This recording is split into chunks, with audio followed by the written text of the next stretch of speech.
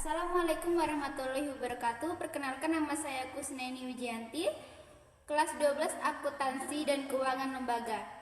Saya berasal dari SMK Negeri 4 Konawe Selatan, Kecamatan Lembu, Kabupaten Konawe Selatan, Provinsi Sulawesi Tenggara. Sebagai tugas praktikum akuntansi perusahaan jasa, dagang, dan manufaktur, saya akan menjelaskan cara memasukkan data buku besar kartu piutang dan data buku besar kartu utang dari PT Jaya Tama. Untuk penjelasannya, kita bisa simak video berikut ini. Assalamualaikum warahmatullahi wabarakatuh. Pada kesempatan kali ini, saya akan menjelaskan tentang buku besar pembantu piutang dan buku besar pembantu utang dari PT Jaya Tama. Untuk mengisi buku besar pembantu piutang ini, kita bisa mencari dari sumber data, yaitu jurnal penjualan, jurnal penerimaan kas, dan jurnal umum. Baik, langsung kita isi. Yang pertama ada toko Armida. Yang pertama, baik kita coba masukkan saldo dari toko Armida. Untuk mengisi saldo dari toko Armida, kita akan melihat dari soal. Oke, di sini kita akan melihat saldo awal piutang dari toko Armida, yaitu sebesar 249.768.750. Kemudian kita masukkan ke sini. Untuk tahunnya 2021, tanggalnya tanggal 1, dan keterangannya kita isi dengan saldo. Karena saldo, kita masukkan di bagian balance. Ini untuk saldo piutang, saldo normalnya yaitu di sisi debit. Untuk nilainya kita simpan di debit sebesar 249.768.750. Selanjutnya ada toko Lavender dengan saldo awal piutang sebesar 228.112.500. Untuk tanggalnya masih sama dan untuk periode akuntansinya masih sama 2021. Tanggalnya tanggal 1 dan keterangannya saldo. Dan kita simpan di sisi debit karena saldo piutang. Dan yang ketiga ada toko Marvelo dengan saldo sebesar 203.568.750. Kita masukkan tanggalnya tanggal 1 ya. Kemudian tahunnya 2021, deskripsinya saldo, dan kita simpan di bagian debit, bagian balance. Oke, di sini yang terakhir ada toko Berlan dengan nilai saldo 15.400.000. Periode Desember 2021, tanggal 1, dan keterangan saldo kita simpan di bagian debit sebesar 15.400.000. Setelah semua saldo kita masukkan, kita akan coba melihat dari jurnal penjualan, jurnal penerimaan kas, dan jurnal umum. Kita akan mencari jadinya piutang dan adanya pelunasan piutang serta retur pada jurnal umum. Pertama kita mulai dari toko Armida. Kita lihat di jurnal penjualan apakah ada transaksi penjualan secara kredit. Kita buka di sales jurnal. Oke, di sini ada tanggal 24 terjadi penjualan kredit terhadap toko Armida. Selanjutnya kita lihat di kas resep jurnal atau jurnal penerimaan kas. Ada toko Armida dengan tanggal 7. Kita lihat di jurnal umum, ternyata tidak ada retur dari toko Armida. Oke, yang masuk di toko Armida, di sini kita bisa lihat di sales jurnal dan kas resep jurnal. Oke, dari nilai yang terkecil yaitu tanggal 7. Di sini ada pelunasan piutang dari toko Armida. Kita fokus di account receivable dengan nominal sebesar 249.768.750. Kita masukkan di buku besar dengan tanggal 7 dengan keterangan kas resep jurnal. Dan kita masukkan nominalnya sebesar 249 juta sekian. Dan kita simpan di bagian kredit. karena di kas resep jurnal tersebut terletak di bagian kredit. Karena jumlah tanggal 7 dengan jumlah yang sama dengan saldo, maka jika debit dikurang dengan kredit, maka hasilnya habis. Maka piutang atas nama toko Armida tanggal 7 telah selesai. Sekarang kita lihat yang ada di sales jurnal tadi, yang ada pada tanggal 24 telah dilakukan penjualan kredit. Kita lihat di sini akun receivable terletak di sisi debit. Maka di sini kita akan isi tanggal 24 sales jurnal dan kita simpan di sisi debit. Dan di sini untuk saldonya sendiri, otomatis untuk tanggal 24 ini adalah saldo terakhir dari toko Armida. Lalu kita turunkan sebagai saldo. Seperti ini ya. Oke, untuk toko Armida telah selesai. Selanjutnya kita langsung di toko Lavender. Kita buka di jurnal penjualan, yaitu sales jurnal. Di situ kita lihat ada tanggal 6 dari toko Lavender. Lalu kita lihat lagi di kas resep jurnal, apakah ada pelunasan piutang dari toko Lavender. Bisa kita lihat pada tanggal 13 di situ ada pelunasan dari toko Lavender dan tanggal 28.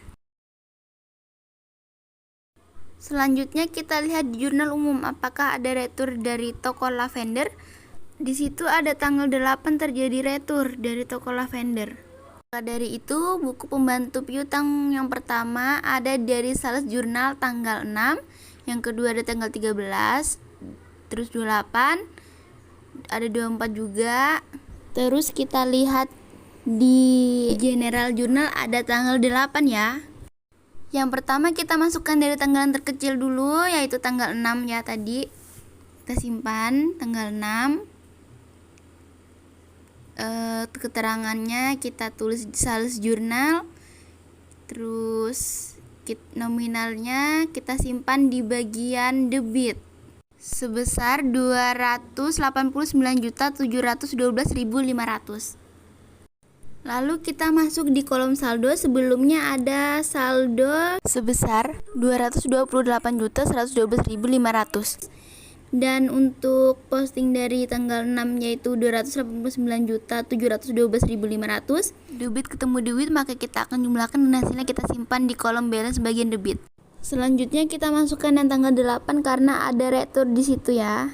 Kita lihat di situ akun receivable ada di sisi kredit dengan nilai 15.400.000. Oke, kita masukkan tanggal 8, keterangannya jurnal umum atau general jurnal. Terus kita masukkan tadi nominalnya sebesar 15.400.000. Kita simpan di bagian kredit.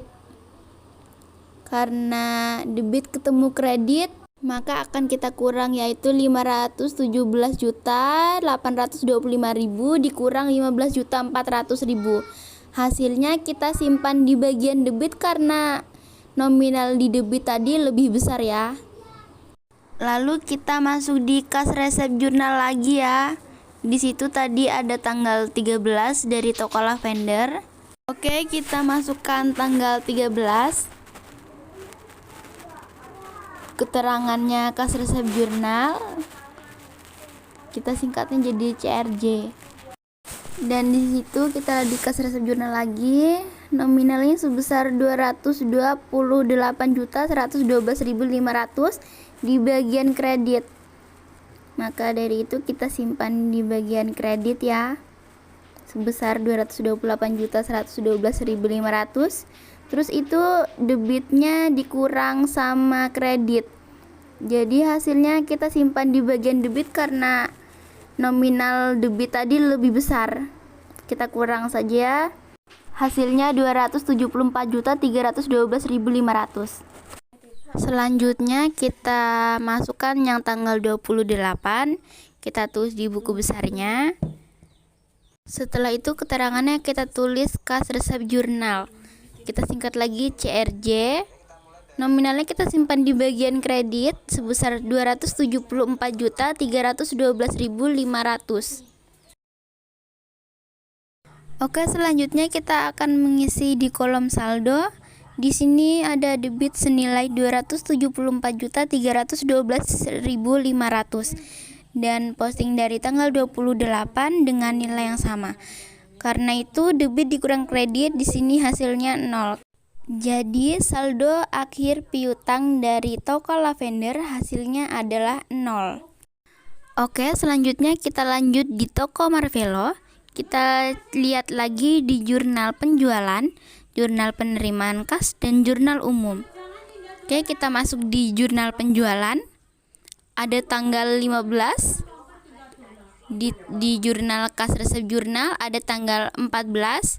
Selanjutnya kita lihat di jurnal umum apakah ada toko Marvelo. Jika tidak ada, berarti kita akan mengisi toko Marvelo ini. Kita lihat di sales jurnal dan kas resep jurnal saja.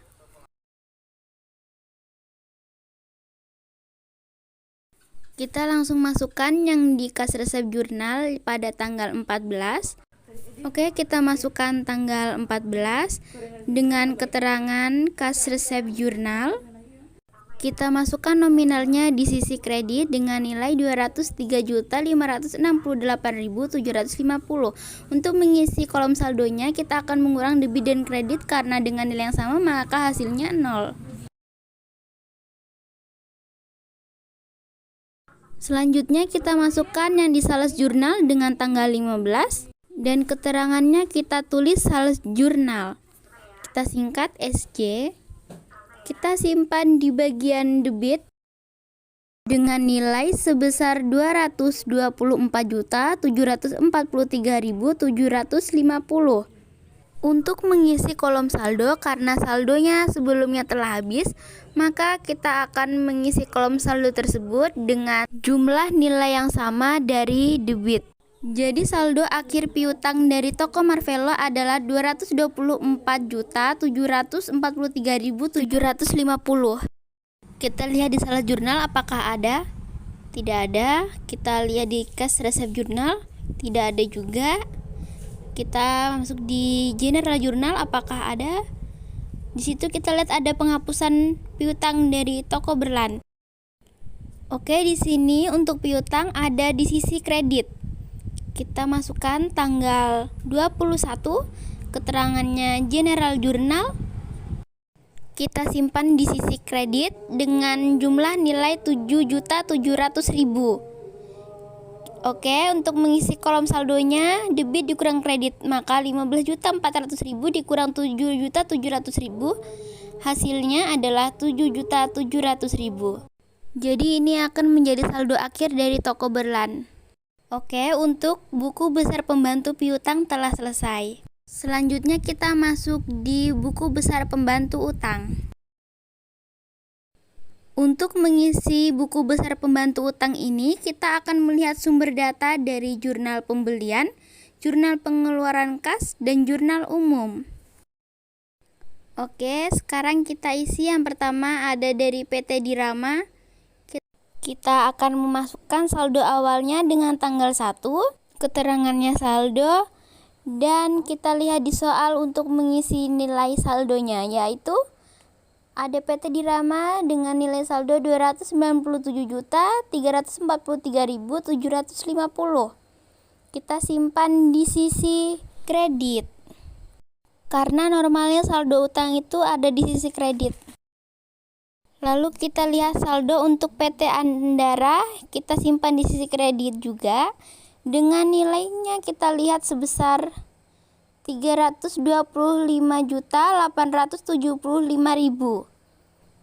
Oke, langsung saja kita isi untuk PT Dirama. Kita lihat di purchase journal atau jurnal pembelian. Di sini kita lihat ada PT Dirama pembelian secara kredit pada tanggal 20. Kemudian kita lihat di cash payment journal. Di situ ada PT Dirama tanggal 17. Selanjutnya kita lihat di jurnal umum. Di situ ada tanggal 22 terjadi retur dari PT Dirama. Selanjutnya kita lihat di Cash Payment Journal, tadi ada transaksi tanggal 17. Kita langsung masukkan di PT Dirama tanggal 17 dengan keterangan sebagai Cash Payment Journal.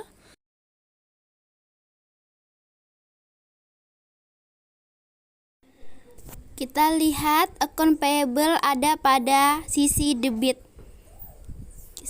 Nilainya sebesar 297.343.750. Kita simpan di debit.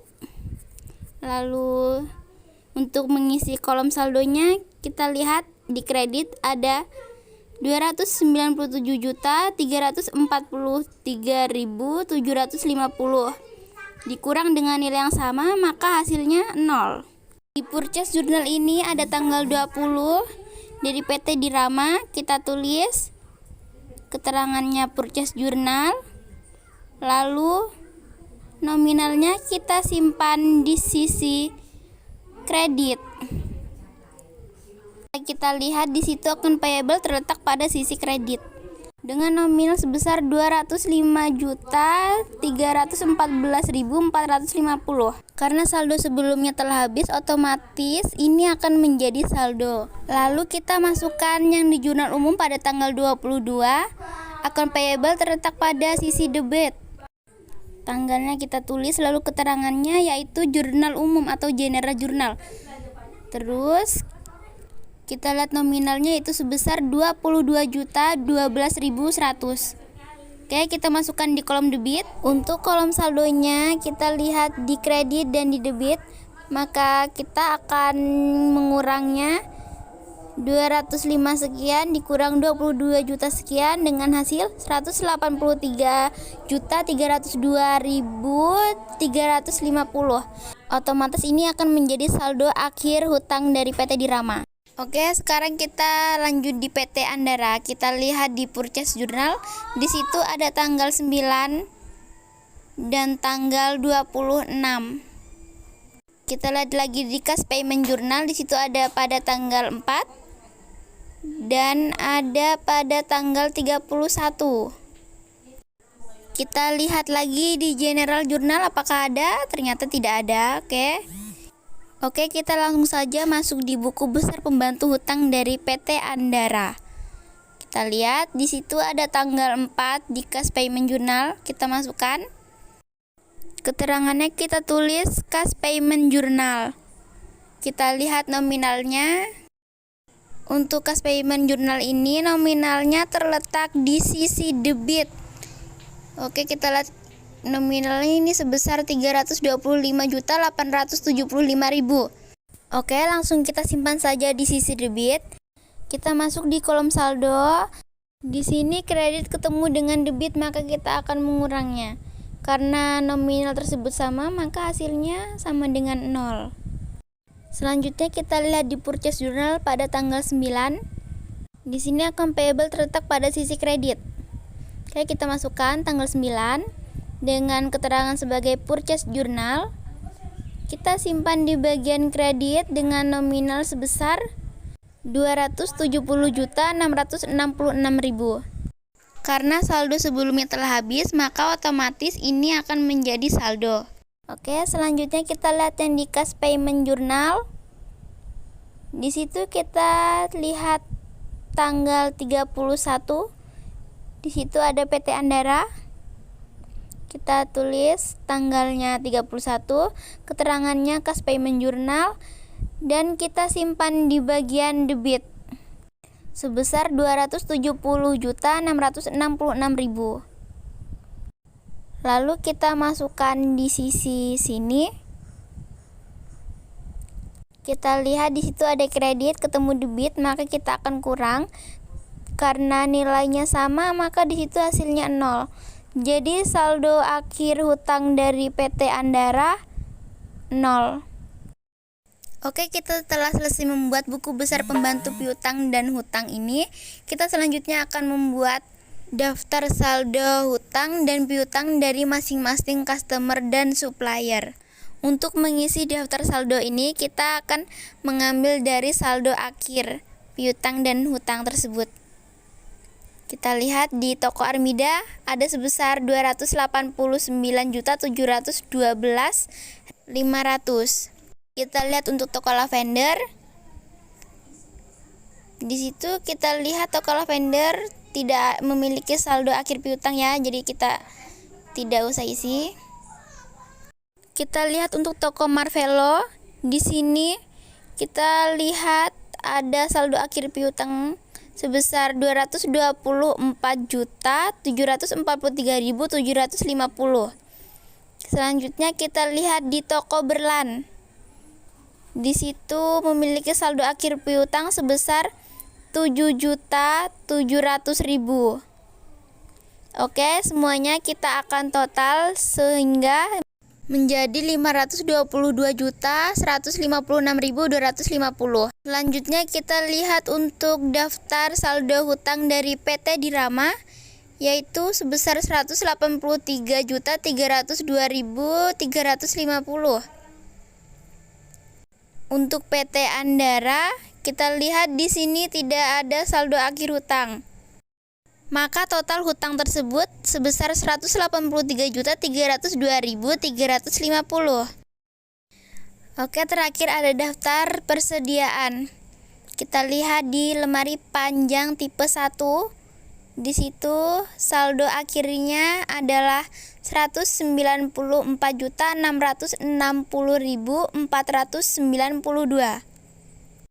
Oke, kita masukkan di sini sebagai nilai dari persediaan.